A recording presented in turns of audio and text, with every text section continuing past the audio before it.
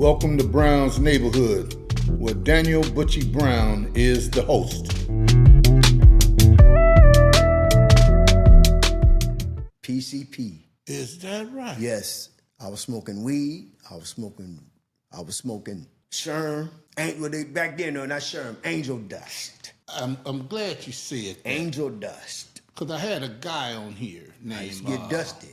Guy on here named Jimmy Lavender, and he was smoking angel dust. Most people don't know about angel dust. Some of them never even heard of it. Brain to drive you insane. Look like little toothpicks.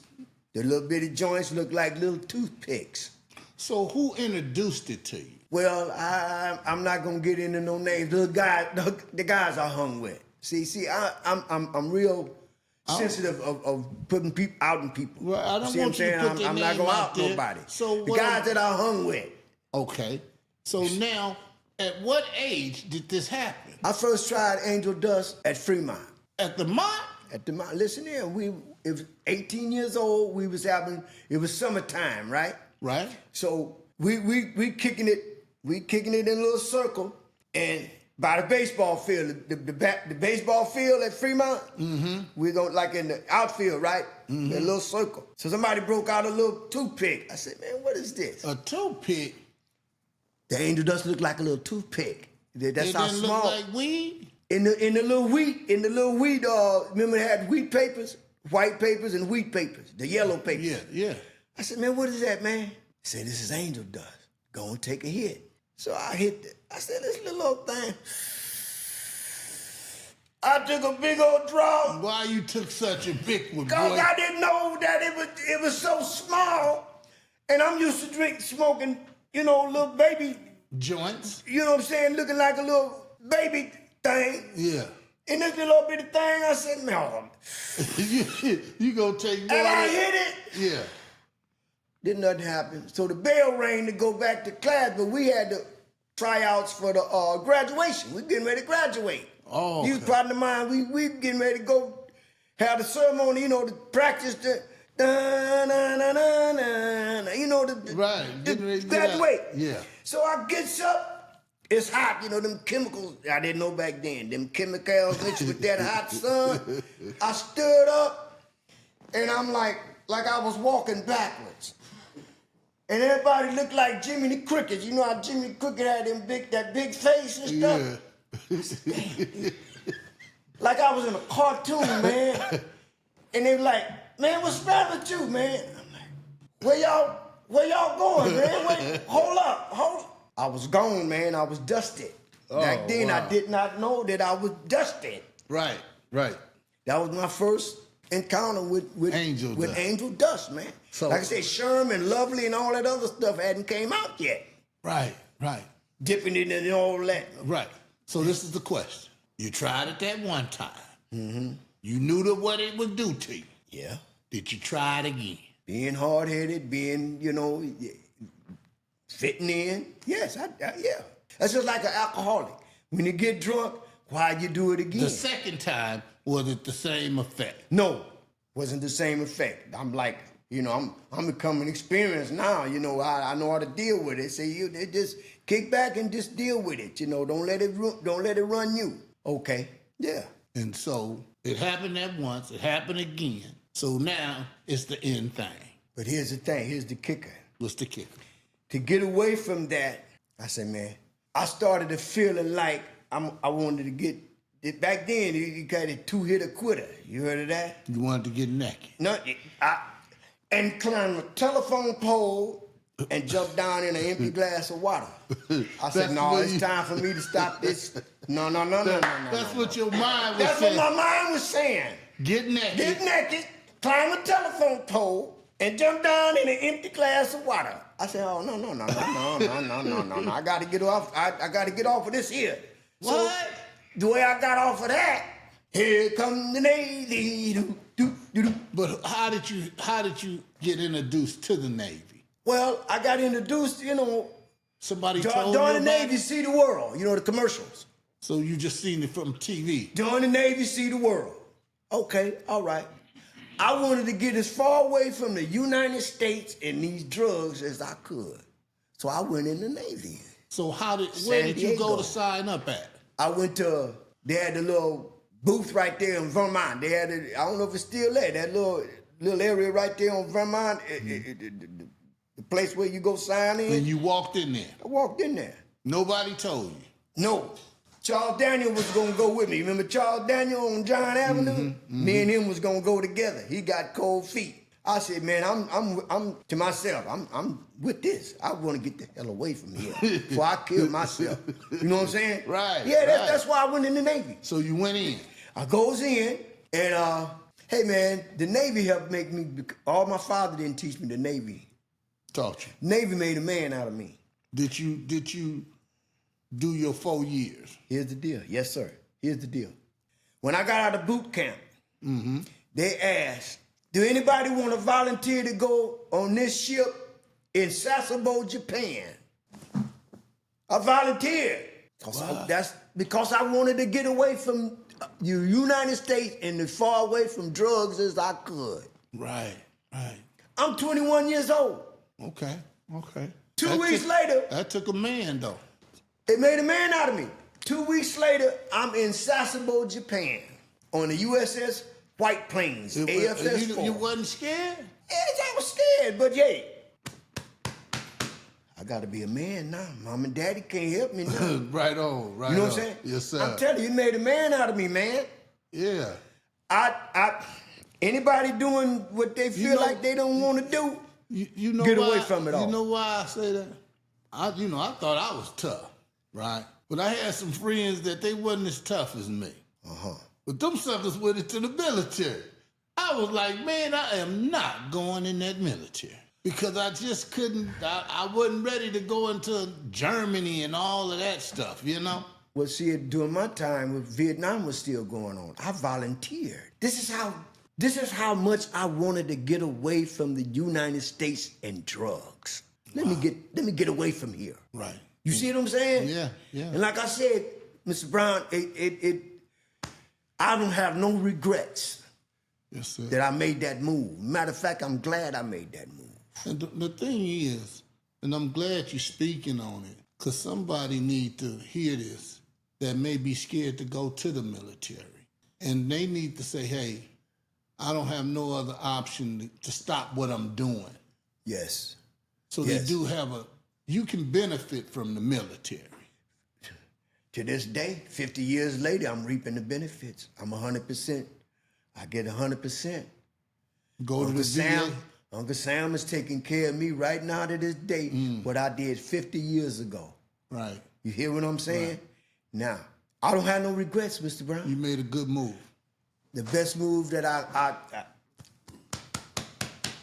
made. Yeah. Just letting another young man can always hear something, or somebody that could hear it and tell a young man, don't look at it as a bad thing. Because see, a lot of times people look at it as bad when it could be a blessing. Here's the thing. It was a blessing in disguise. Here's the thing. If a person feel like they have no way out of whatever situation it is, drugs, alcohol, or whatever, get away. My advice is to get away from that situation. Clear your head. Right. That's what the Navy did. That's what going to Japan did. It helped me clear myself away from what I was doing. Right. It gave me the discipline. You see what I'm saying? But here's the kicker. What's the kicker? I gets over there, It's drugs. and there. it's there. Buddha Thai. Huh? Yeah. Weed from the Philippines, weed from Korea, weed from Japan. Like I said, Buddha Thai with the string on it, the weed with the string on it. Tell me about it. And then the hashish, you put the hashish all on the paper and roll it up. I was higher than a Hindu, man. But it was a different high. But it was a different high. But here's again. Yeah. It was a more controlled high as far as like not hallucinating off angel dust. You see what I'm saying? Right. But it's a form of getting along. And then, you know, hey, it didn't keep me from doing what I had to do militarily. Right. You see what I'm saying? But my thing was just here, Mr. Brown. I became a bosun mate. That's like a custodian on the ship. Yes, sir. You take care of the ship. And I saw these guys wearing these white jackets like smocks, like, you know, you wear in a hospital or a dental office. I said, what is that, man? What rating are you? He said, I'm a dental technician. I said, okay, that sounds like something to do. So I applied to become a dental technician. Watch this. Oh, you don't have the schooling. They looking at my records and say, oh, you don't have the schooling to become a dental tech. That busted my bubble, man. So I had to go back to being a bosun mate. Right. And I said, okay, y'all won't let me be a bosun mate. You can play on the football team, the Seahawks, on the base football team. 6 months out of the year, you can play football, get paid to play football. I said, oh yeah. Played football. I got a chit, wrote it out. Can I have permission to play football? Oh yeah. The captain of the ship, Captain John E. Arnold, J.E. Arnold, he signed the chit for me to go play. 6 months out of the year, I was playing football and get paid just to play football. If it wasn't for that, I probably would have got a dishonorable discharge because I didn't take nothing from nobody, especially from my Caucasian inmates. Right. So sports bless you again. Definitely. I got an honorable discharge by way of playing 3 years football, being off of that ship, the USS White Plains, for 6 months out of a year. Actually, 8 months because every year we made the playoffs. So I was off. 8 months I played football and didn't do nothing but just play football. Practice and play football. The ship would be all out there. Is that right? I got paid to play football. Proud to say. No, that's God. That helped me get through the Navy, because if it wasn't for that, being on that ship, I'd have got into too many fights. As it turned out, I made rank, but I couldn't get away from them girls on Liberty. As far as coming back at 6 in the morning and get busted back down. Take my stripes from me. Seaman Wrenn, you can't make it on to muster at 6 o'clock in the morning? Why was you having problems with that? You met girls in Japan? And Philippines and Korea and China and in Australia and... So you were sleeping with other girls that was from the state of the Philippines and all of that? Yes, 21, 22 years old. Didn't know how to get up at 5 and to be back on the ship at 6. You stayed laying there? Beg your pardon? You just stayed laying in bed? Well, yeah. But watch this. I always made it on the ship, but I would be late. So therefore, Seaman Wrenn, why are you late? I told him I overslept. They ain't had to tell him it was because I was in bed with a woman. Right. That ain't their business. Right. I overslept. Overslept. Take it straight. I wound up getting an honorable discharge from the Navy, but I was busted down to seaman. I'm going to be honest with you. I didn't know that type of discipline, I couldn't overcome the women. I'm going to be honest with you. The women had you. They had me. And pretty little Filipino girls, and pretty little Japanese girls, and pretty little Korean girls. Mess your mind up. I mean, yeah. You know, hey, as I'm 72 years old, and I look back 50 years ago, yes. Mess your mind up. But it wasn't to the point where I got honorably discharged. I got my honorable discharge. So let's say this here. You went into the military, it taught you some things. Taught me how to be a man. Now, this is the big thing here. Now you got to come back home and deal with this world again. When you stepped off that ship, got back here, what was Petey going to do now? Here again, I'm 25 years old. Yes, sir. I'm still not really knowing what I wanted to do, to be honest with you. Right. See, to thine own self be true. I still didn't know what I wanted to do. I went, okay, GI Bill. Okay, I went to Trade Tech. Let me get a trade, right? I went to Trade Tech, straight out of the military. Okay. Still not knowing what I wanted to do. I'll be honest with you, I did not know what I wanted to do. No, you ain't by yourself, bruh. There's a lot of people today don't know what they want to do. But by me talking to you today, we're going to find out you did do something. Oh, yes. So you went to Trade Tech. What did you take up in Trade Tech? I took up general courses, trying to find out what my major was going to be. Here again, like I said, I'm bouncing around. I'm not really knowing what I want to do. I went there for a year, dropped out, went to Southwest. I went to Southwest for a year. How long did you stay over at Trade Tech? I stayed there for a year.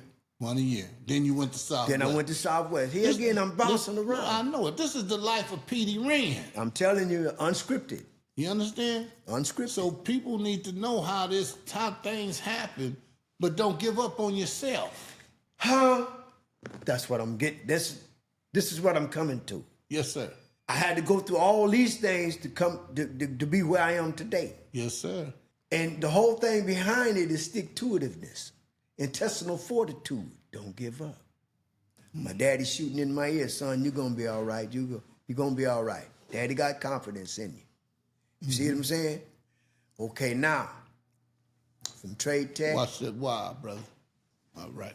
Just like I get out in 77, 79, guys in the neighborhood, oh man, they hiring at Metropolitan State Hospital in Norwalk, the crazy house. Excuse me for that term, but that's what we called it. Mm-hmm. So Melvin Childress, Charles Daniel, we fill out the application. I said, they ain't gonna call me, so let me fill it out anyway. 2 weeks later, they called me. I got hired. Temporary, yeah, state. I'm working for the state now, right? Yeah. As a housekeeper. You know, I said, okay. Did you have to put anything like the military on your application? Every job I had, I was proud to say I'm a veteran. Right. That's, you get 10 points more on an application. You put down a veteran. Yeah. Yes, sir. I'm proud to put down that I was a naval veteran. Yes, sir. To this day, I'm still proud of that. That got me through a lot of doors. So, Petey Wrenn, all that's going on, when did you start refereeing at the Drew League? Oh, man, come on, man. Long story short, I'm 12 years old in 1966. I kept telling Coach Caldwell Black that, hey, I want to be a referee. Okay. At that time, he had his little... What made you say you want to be a referee? Watching the NBA and watching Mindy Rudolph, watching the referee and stuff, and I said, man, I can do that. I already know the game. I already know how to play it. So I always had this little thing in me that to be a referee. Caldwell saw that in me and he brought it out in me. Mm. He introduced me to Sonny Robinson and Joe Wormley and Deke Jordan. They were my mentors, referee mentors. And first game I ever refereed was at Jordan High School faculty versus the Los Angeles Rams.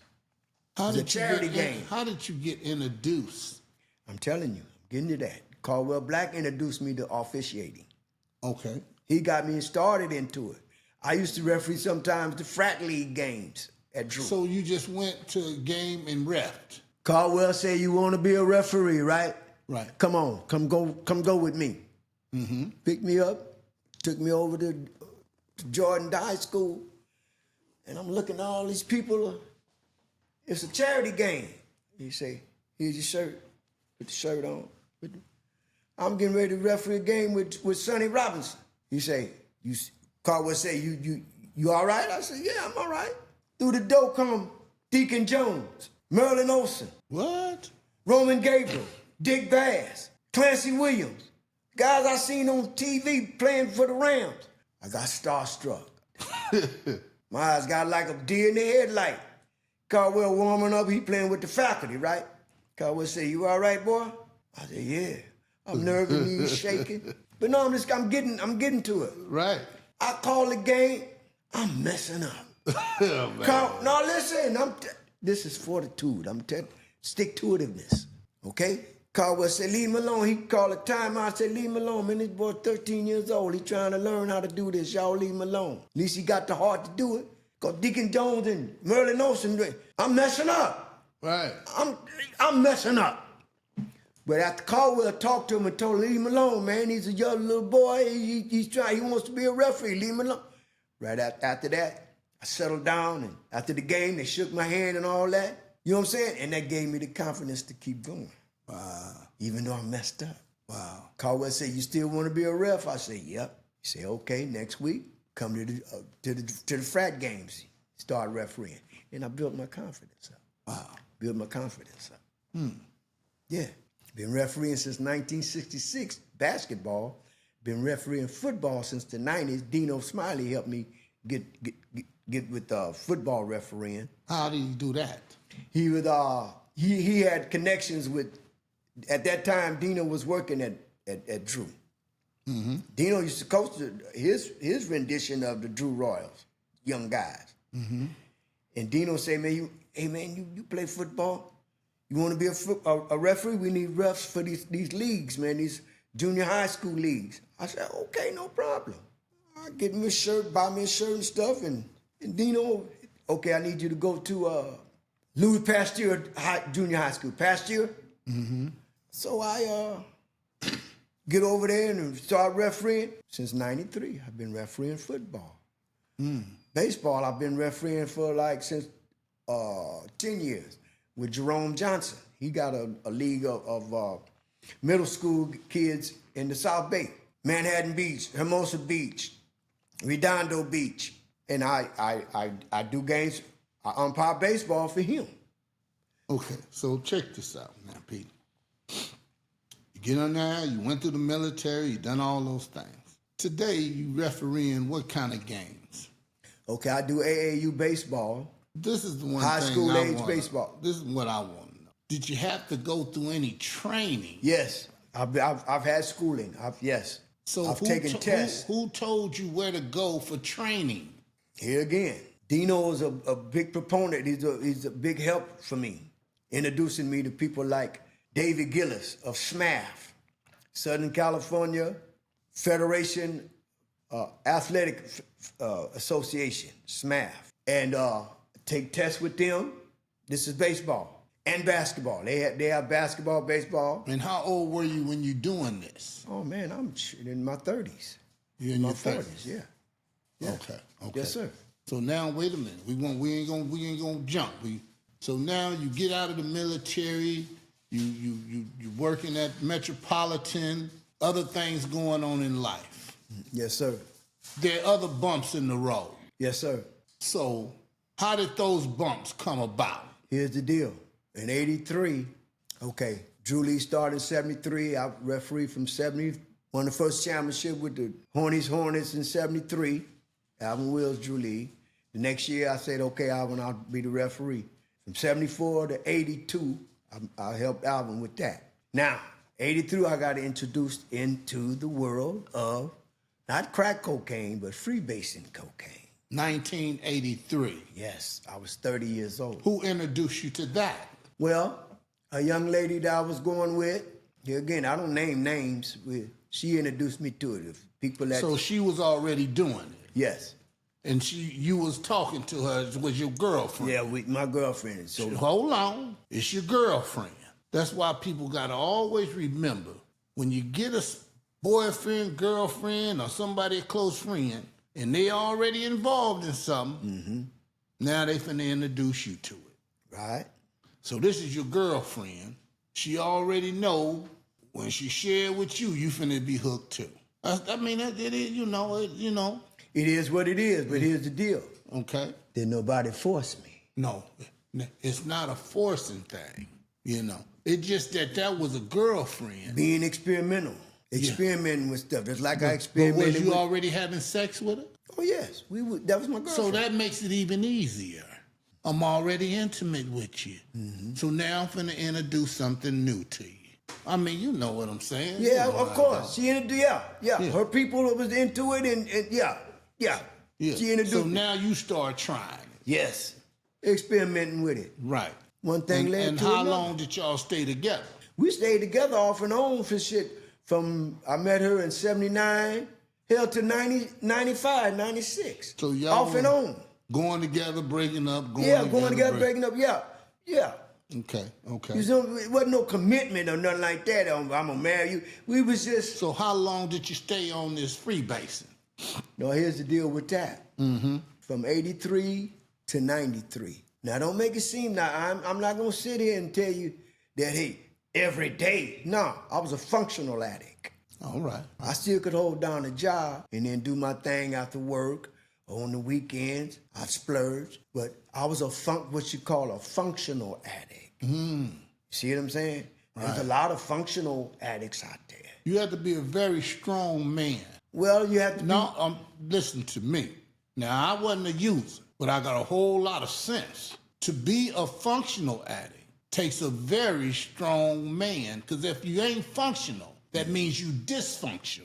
Right. And you can't maintain a job, Right. you can't maintain nothing. Well, I was able to maintain a job You was a strong man. to feed that monkey on my back. Right. I kept but a you job. knew that when it's time to go to sleep, It's time to go to sleep, to give it up. when you No got winners- off, I'm going to do a little bit of this before I go to bed or whatever. And then I got to get up in the morning. That's called... Functional. I was a functional addict. That takes strength. And I'm not bragging, I'm just saying that's what I was. That ain't nothing to brag about. That's what but I I'm was. telling you, from just looking at it on the other side, Yes, sir. you have to be strong to do that. Well, I was a functional addict. And a strong one. Well, I mean, okay. If that's because what, if you're not strong, bro, you're not going to do it. You got people that ain't even an addict and got a job and got friends. They'll be hanging out with their friends that they don't even want to go to work. yeah, that's true. Get fired because they late from hanging out with their friends. Right. I knew when to say when, man, because I got a responsibility. So, so you did that for 10 years. What made you stop? Here's the deal. I didn't stop. Here's the deal. Okay, You were still refereeing? Yes, I was. You had went to training and everything? Yes, here's the deal. Here again, I'm a functional addict. I knew when to stop. I knew when to say when. I got a responsibility. I got to do this. I got to be here at this time. I got to be here at that time. But the whole basis behind my getting high was that I got to keep going to feed this monkey on my back. That was my whole thing. Keeping a job so I can pay for my monkey that was on my back. See what I'm saying? Yes, sir. Now, here's the deal on that. From 83 to about 93, the rum and coke, and I freebased. Right. Then when that got too expensive or I got tired of that, and I saw they started going to with the pipe and all that, and the little metal stuff, I said, no. I always had weed on the side. That was what kept me from overindulging. The weed, I say, okay, when I run out of the yayo, well, I got the weed to kick back. That'll mellow me out. Right. I always had the reefer to mellow me out. So this is the So question. I wouldn't trip off of the yay. Because I need to know this. Dino gave you a connection Yes, I'm very thankful for to that. get training for refereeing. Yes. If a kid wanted to go for training today, is it a possibility? Of course it is. And I can give him that information. Yes. Of course. Basketball, baseball, football, I can give him that information. Well, we want to be able, because see, a lot of kids, they can do that, you know what I'm saying? They may can't work in an office, they may can't do that, but they may have enough fortitude to go and get trained past that training. You Right. know what I'm saying? Exactly. To coach high school, Yes. college, park ball, Right, rec ball, yes. and make a living. Yes. Because they're going to have to learn something today that a robot can't do. Of course. Yes, that's A right. robot can't get out there and call no game. They may come up with it later, but it ain't gonna be no time soon. You know what I'm saying? So thank Dino for putting on that path to say, Oh, hey, of course. Yes. you know. So Dino, My hat is off to him. yeah. So That's my man. Dino played a big part in your life, Yes. In my sporting life, yes. and Caldwell Black. And Alvin Wills, and Kenny Curry, and Tommy Bates. You know, I can go on and on and on. So these guys played a big part in Petey's life. Yes, as far as letting me know where I can go to do games. Alvin Wills, Kenny Curry, Big KC out of Gompers High School. Tommy Bates. KC. They would find out different leagues, say, man, they need some referees over here. Word of mouth. I go over there, and then the rest is up to me. They see I can do it, so okay, all right. Well, one got the job. other thing I want to be able to put out there for young men, learn how to go, young men and women, And women, yes. to go and find out how to get a job for park and recreation. Yes. You know what I'm saying? Because they need it. Sometimes people know people that can help them get in. A lot of times it ain't what you know, it's who you know. You know. It's true, yes. But find out about it. Park and rec. Yes. Man, it could sustain them. You got city parks and recs, you got LA County parks and rec. Yeah, yeah. I can help them with the LA County part, but I don't do city part. Right. Okay. You know, I was up to St. Andrews, that's city. Right, right. I've never really been a part of the city. Park and rec. Parks and rec, LA County. Because I'm RBI. Right. Reviving baseball in the inner city with the Dodger organization. That's what I do, baseball. You see what I'm saying? So, yes, sir. Yeah, I can help people down that avenue. So now, Mr. Petey Wrenn, when did you finally kick the habit? Here's the deal. This is my ordeal. This is my testimony. I don't preach, I testify. Here's my deal. From 83 to 93, I freebased. From 93, it's like off and on. I would take a month off just to test myself. I did a whole year one time and relapse. Mm-hmm. You see what I'm saying? But the whole thing was that in my 30s, in my 40s, I'm still refereeing. It hadn't gotten to me to that point yet. Then all of a sudden, like, I say 93. Yeah, 93. Yeah, I was 30. That's when it kind of hit me with Dino in the Drew League. I messed up. I got high the night before, and I caught myself going referee a game, and I was just all over the place. Mm-hmm. I don't mind saying this because this is a part of my testimony. Yes, sir. They laughed me out the gym. I felt bad. But what did I do? I escaped. I went back in even more so into it, to my addiction. You see what I'm saying? Right. Now, I didn't referee anything from like 95 to 2000, 20 years, man. But I'm off and on. I'm still, I'm still working and getting, doing my from thing. 95 to 215? To 214. Wait, no, 213. 13. Something hit me. I was going to my daughter's house in Palmdale. I got high that night before. Right. I get on the Union Station bus to go to Palmdale. The ticket say July 21st. I said, that's my deceased mother's birthday. I said, when I get back, I'm throwing everything away. I got back home. That weekend I spent with my grandkids and stuff. I got back home. I threw yayo away. I threw weed away. And ain't touched it since. Wow. I got 2 birthdays I celebrate. My mother's birthday, July 21st, and my sobriety birthday. And I ain't looked back since. Wow. Through God and my will or want to. If anybody want to stop doing anything, you have to want to. Right. I want to stay off of this stuff. And God is helping me. Yes, sir. I don't knock nobody that go to AA, NA, and none of them A's. I don't need it. I need God and the will to want to. My will to not want to go back to the life that I was living, and God. Wow. Them is the two things that's keeping me on the straight and narrow, and seeing my high now is watching other people get high. See what I'm saying? That's my high now. I get high on air pudding. But the whole thing is that even when I was getting high, I said, man, I'm not going to be, I see guys 60, 70 years old, 75 years old, still messing around with this stuff. I said, no, I'm going to be like that. Even in my youth, I said, no, I'm not going to do that. I can't do that. Right. And this was when I was 60 years old in 2013. It took a spark. My mama's birthday. That's my Look at that ticket. That's my ticket. I'm leaving this alone. I'm gonna celebrate Mama's birthday and my sobriety birthday. So when did you get into golfing? Oh man, golfing, man. That's woo. Me and my little brother Kenyon.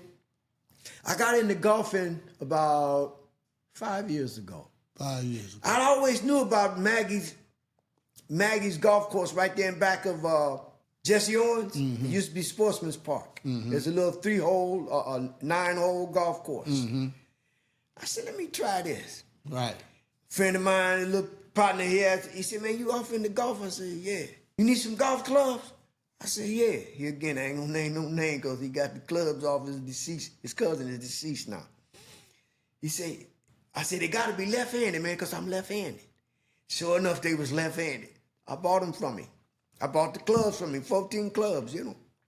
How much you pay for it? $50. Wow. And that's So if $3,000 worth of. wow. It's expensive to play golf, man. Wow. Them clubs don't come cheap. Them clubs don't come cheap, So man. if a guy wanted you to teach him how to play, could you teach somebody today?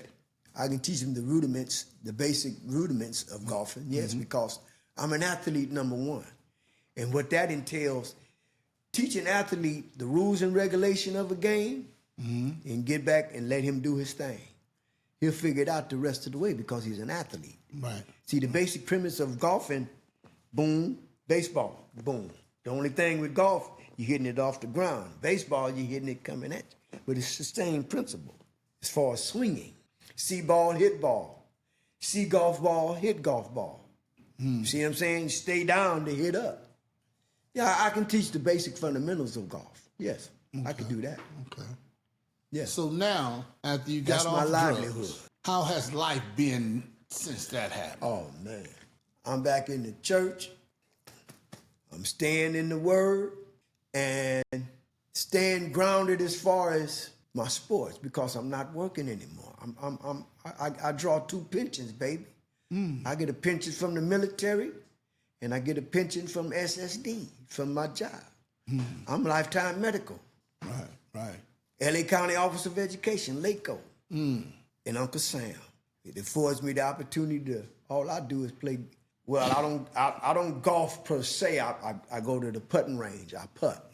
See, you drive for show and you putt for dough. So that way there, when I get back on there, on that golf course, my back will permit me to torque and hit the ball 200 and 300 yards. Then I got it down as far as like, I'm putting for dough now, baby. That's what I do now. I putt around. I go to the different putting greens. I go to Laundry Golf Course. I go to Chester, Washington. See what I'm saying? I've been down to Westchester. I've been down to, they don't have Compton. I used to go to Compton 9-hole golf course right there on Compton Boulevard by Dominguez High School. Right. But that's my thing now, man. That's my outlet. One thing I do know, I know you support the kids. Ooh, wee, yes. I was out at a young man's baseball game, little Kevin Thompson's grandson. I remember I saw you there. Yeah. Ladera Park. We was at Little Ladera, and that's when I kind of, got back in with you as far as I hadn't seen you in a minute. Right. And I said, yeah, we chopped it up for a minute. Yes, sir. But if it wasn't for the kids and me being involved with the kids, Mr. Brown, I don't know what I'd do because they what keeps me going. See, when I'm umpiring baseball, when I'm refereeing football, when I'm refereeing basketball, I'm around the youth. That keeps me young at heart. That keeps me going. Like I said, I don't know what I would do if all of a sudden I can't ref no more. Right. Now I know what I would do. What's that? I would go to their games and just kick back. Watch them. Yeah, no, it's something. And recoup my youth, my days of my youth. Yeah. And then when I go to games right now today, football games, Rams games, Dodger games, I'm watching the referees, I'm watching the umpires and see how they do. You see what I'm saying? Yeah. I don't look at it as a fan. I look at it as from the umpires, the referee's point of view. Right. That helps me. Right. You see what I'm saying? The rules and all that. I look at it from an official point. Even when I'm watching games at home on the TV, I'm not watching it from a fan's point of view. I'm watching the referees. I'm watching to see what they do. The rules and what, you see what I'm saying? Because it helps, those rules help me with my rules when I'm refereeing. Well, I can say one thing, Petey. God has covered you, man. I'm close through all of that. Yes. He has covered you. I'm in His mercy. Mercy, grace, and love. That's what I'm going on. Yes. Because for 72, you're still getting around damn good. Yes. Thank you. You still look good. Thank you, sir. You know what I'm saying? Thank you, sir. I'm a man that can tell another man he looks good if he, taking care of himself and doing well. And I'm the same way too. Yeah, I ain't got a problem with that, because it's about being honest about it. Yes, sir. Yes, sir. You know what I'm saying? Yes, sir. And even today now, seeing you and everything, I got high respect for you. I appreciate that. You know what I'm saying? I appreciate that. And like I say, I got respect for you too. It's reciprocal. Because it's reciprocal. see, if a person keep judging by somebody by their past, then everybody be jacked up. You see what I'm saying? You understand what I'm saying? I don't it's hold that about against what you see in a man today. Not what he did yesterday, but what he's doing today and tomorrow. Yes, sir. You see what I'm saying? Yes, sir. Just like I can't begin to express how much I'm proud of you. I tell you this all the time. Yes. I don't care about no cameras rolling. I told you this away from the camera. Yes, sir. Yes, sir.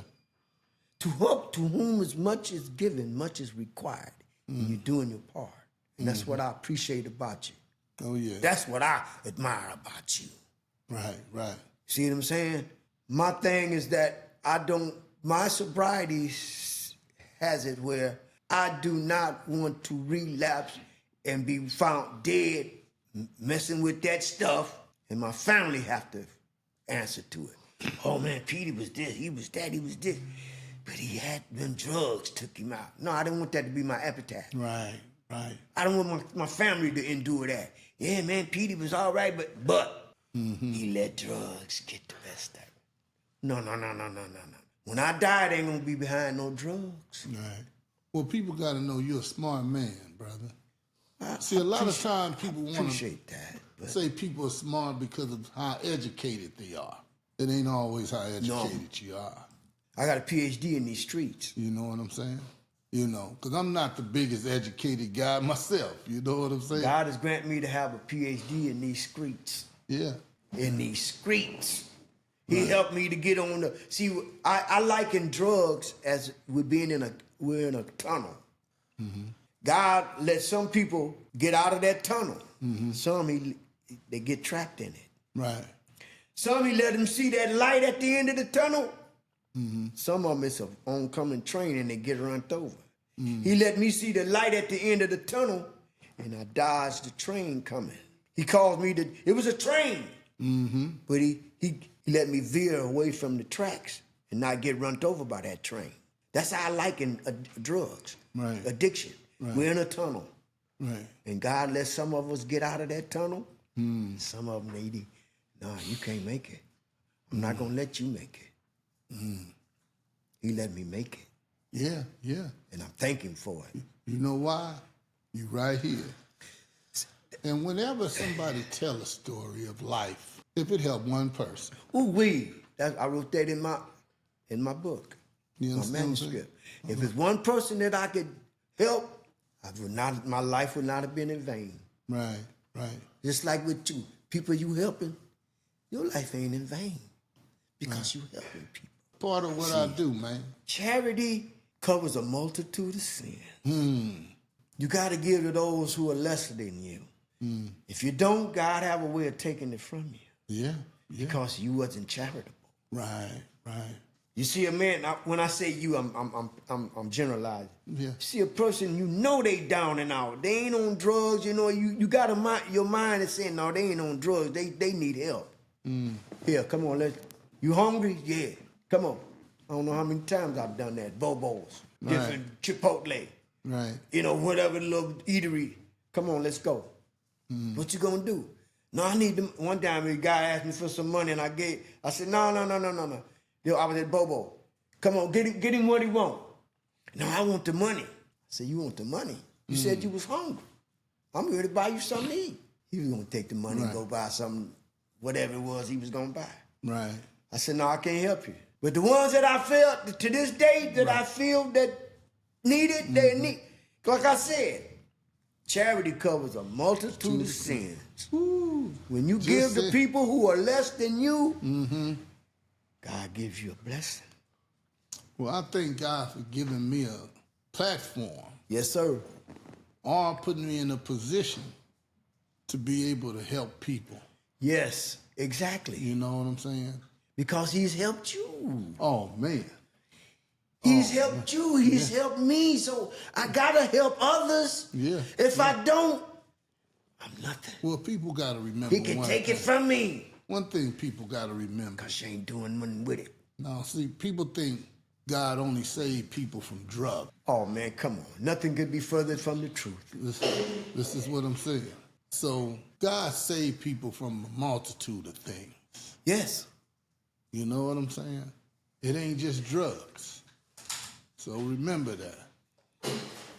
People got to remember that. It ain't just drugs. Yeah. You can be addicted to watching soaps. You can be addicted to salt, when sugar. it comes to that, there's a whole lot of addiction out there. It's people are addicted to sugar, sodium. Take away from sugar, and they'll get the willies. Yeah. They'll get the willies. They getting sugar in so many different ways. Sodium and sugar and so many. Everything you read is sodium and sugar. Right. Added sugar. You got to stay away from added sugar. I'm a label reader.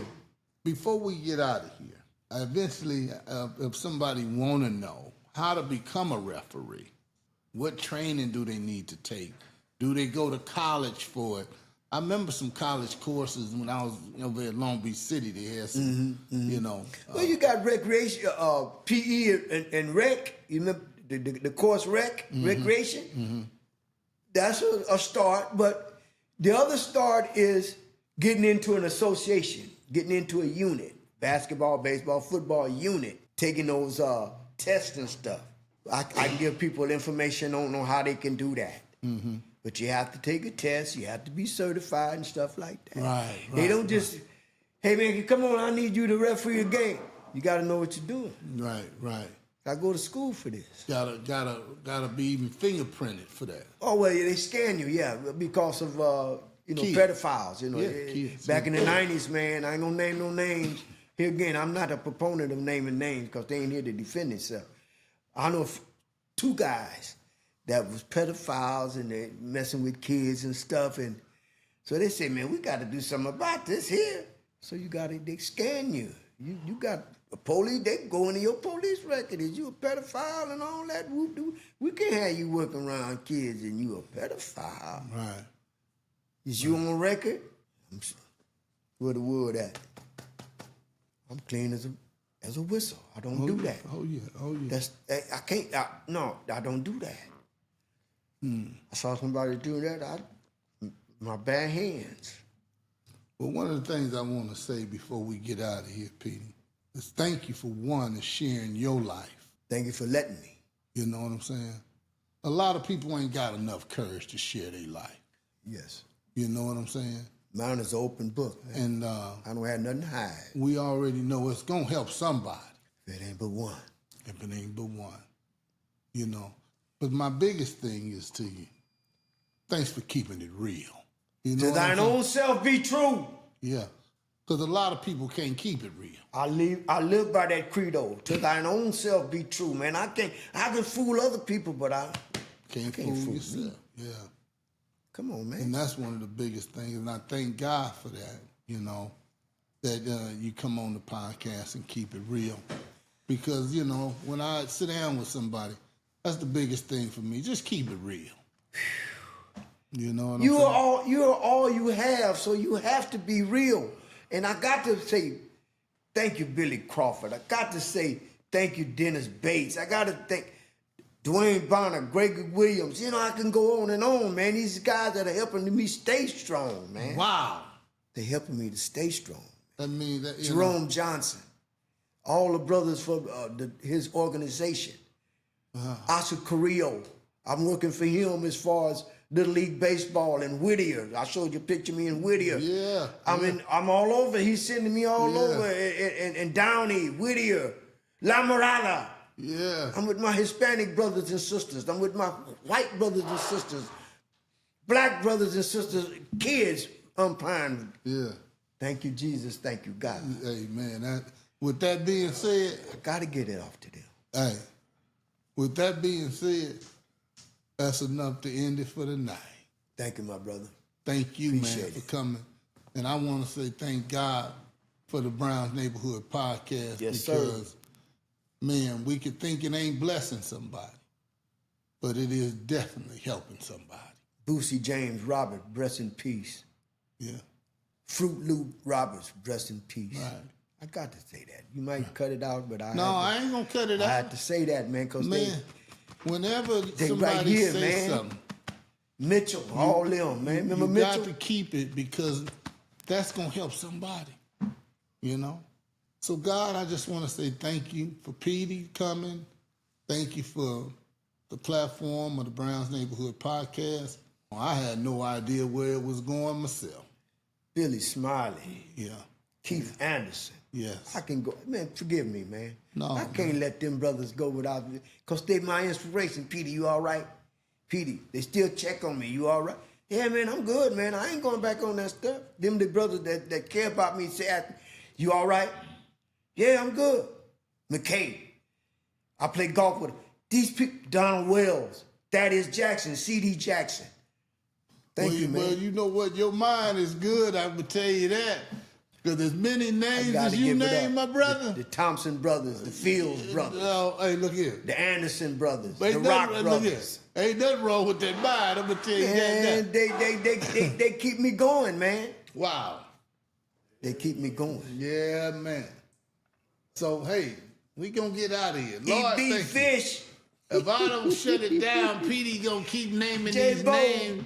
Waddy, Evo. Lord, thank you, God. Until next time on the Browns Neighborhood Podcast, much love. Yes, sir.